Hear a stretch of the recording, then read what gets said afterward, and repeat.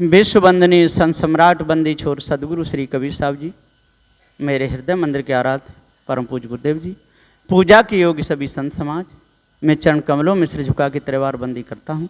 बोलिए श्री सदगुरुदेव की जय। सदगुरु श्री कबीर साहब जी का जो उपदेश है भावबंधनों से छुड़ाने के लिए, संसार में उपदेश देने वालों की तो कोई कमी नहीं है। जहां भी जाओगे लाखों की भीड़ मिल जाएगी और यहाँ पर नौटंकियाँ होती हैं, मंडली आती हैं, वहाँ पर वैश्याओं का नाच होता है, वहाँ तो और ही ज़्यादा भीड़ हो जाती है। वहाँ बहुत बड़े बड़े पूंजीपति पैसे वाले लोग जा जा के सामने बैठते हैं और वहाँ पर गाने बुलवाते हैं और पैसे दे दे करके गाने भी कटवाते हैं। लाखों रुपया पे गाने पहुंच जाते हैं। लेकिन यहाँ सत्संग है, यहाँ पर उन विषय विकारों को त्यागने के लिए, भाव बंधनों से छूटने के लिए। साहब ने जड़ चेतन का ज्ञान कराया।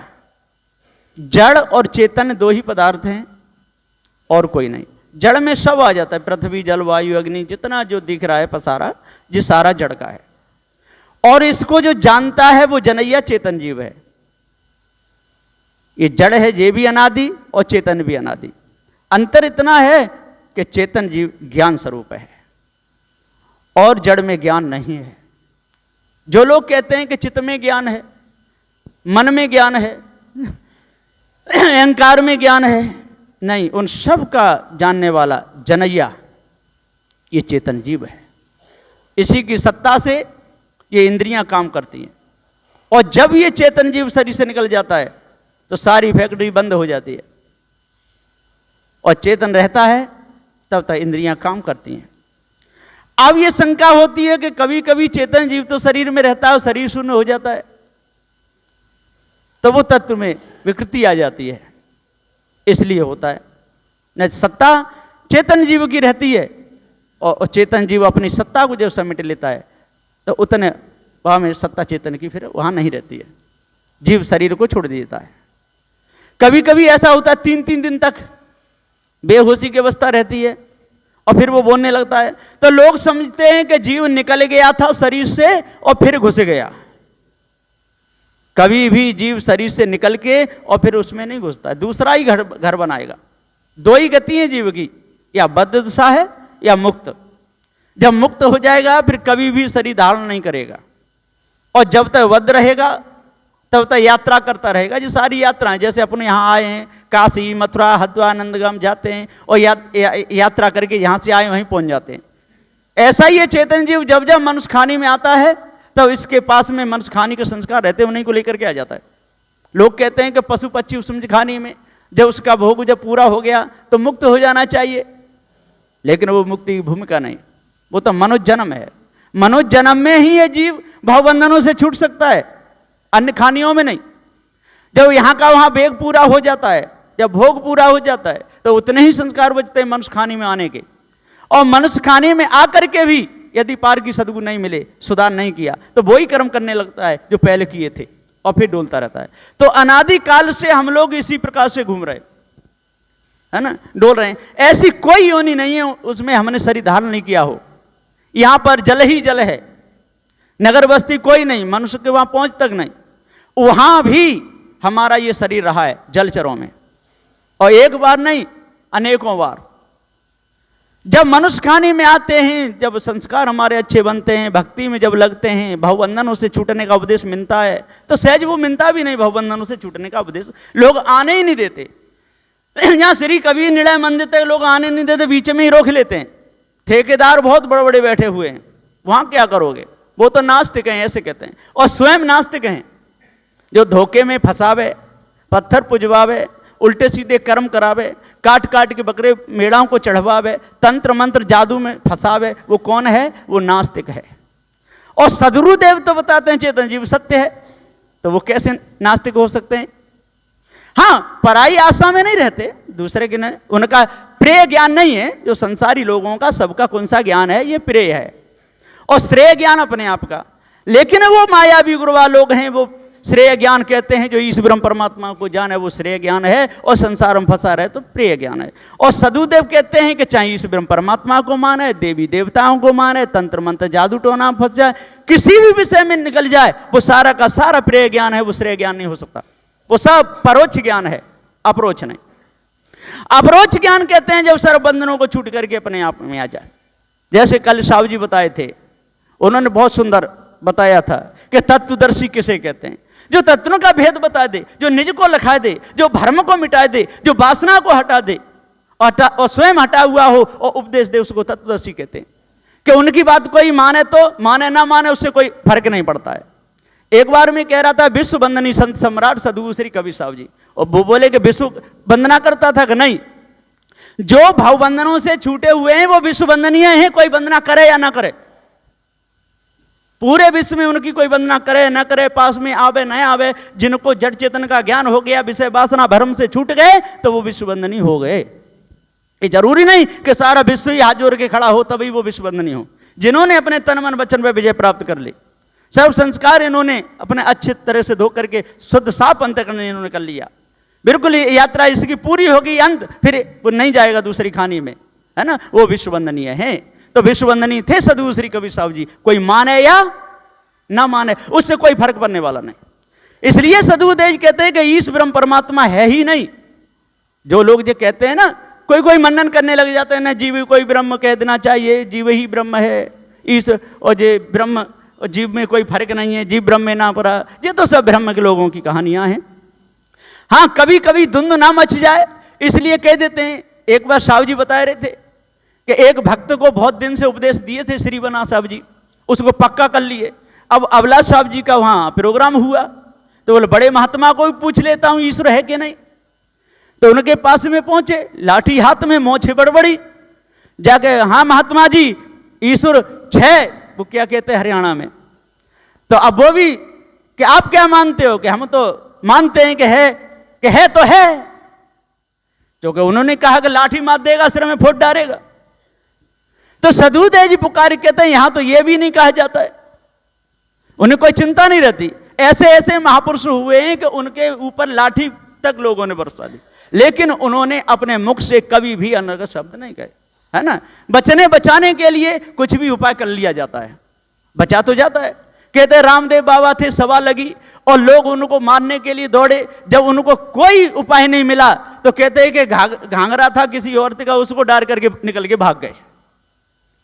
तो साधु ऐसा छिपा छिपी का काम तो है नहीं, और साधु संत कभी नेतागिरी में पढ़ते नहीं, और पढ़ते हैं वो तो कोई चिंता रखते नहीं।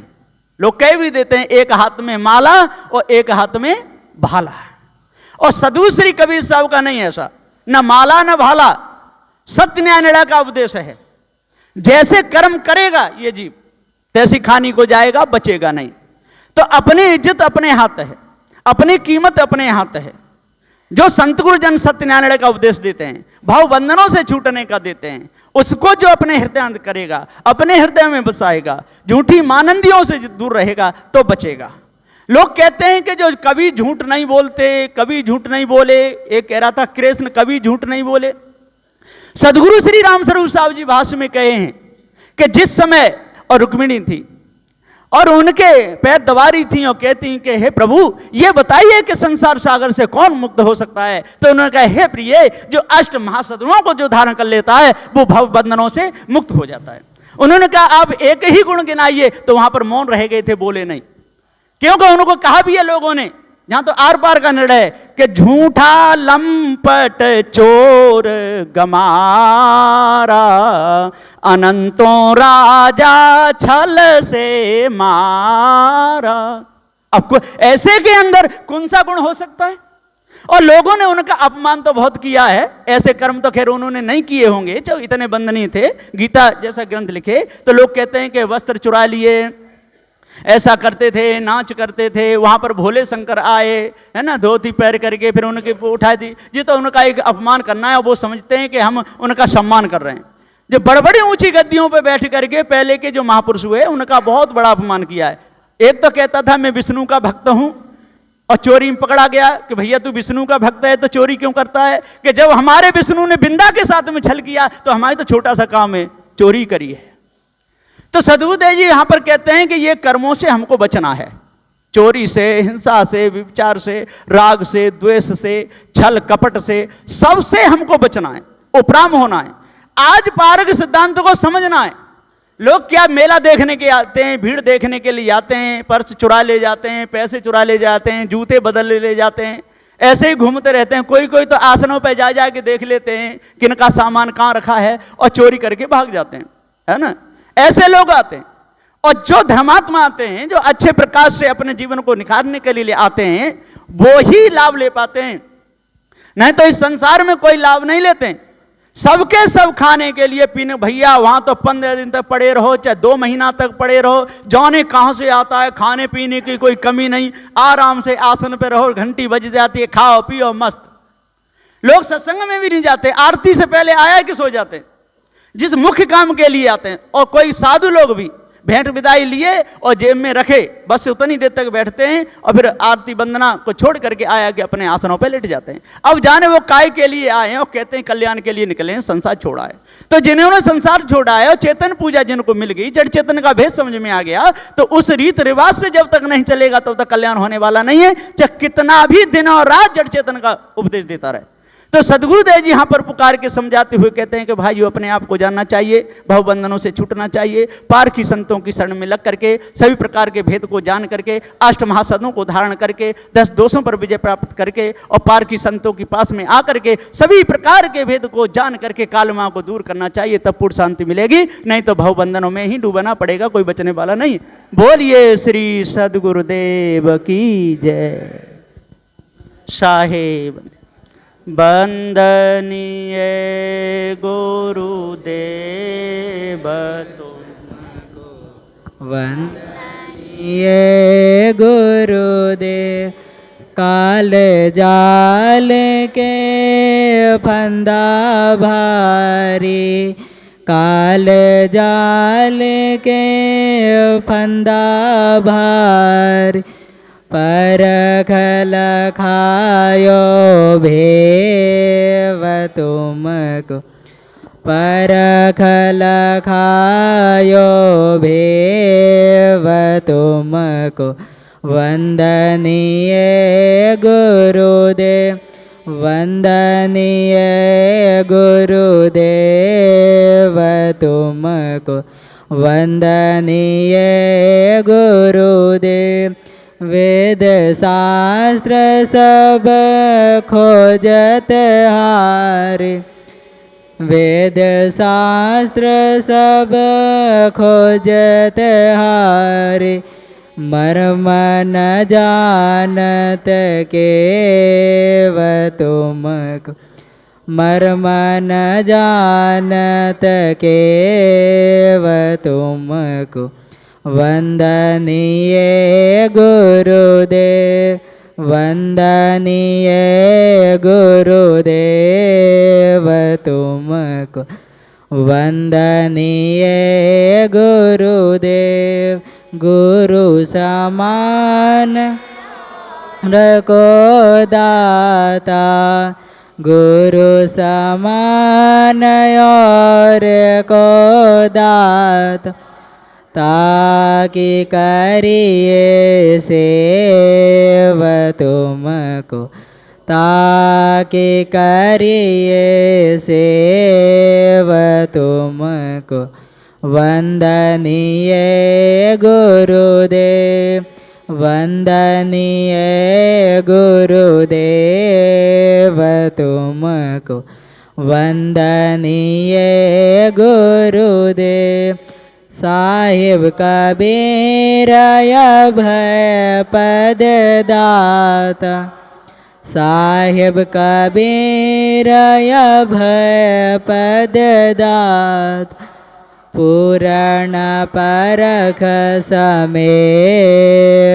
तुमको, पूर्ण परख समेव तुमको, वंदनीय गुरुदेव, वंदनीय गुरुदेव तुमको, वंदनीय गुरु।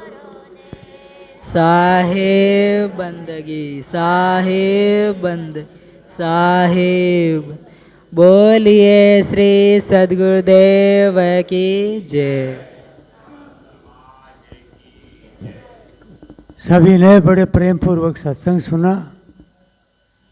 उसका लाभ तो तभी होगा जब ये बातें हमारे जीवन में उतर जाए।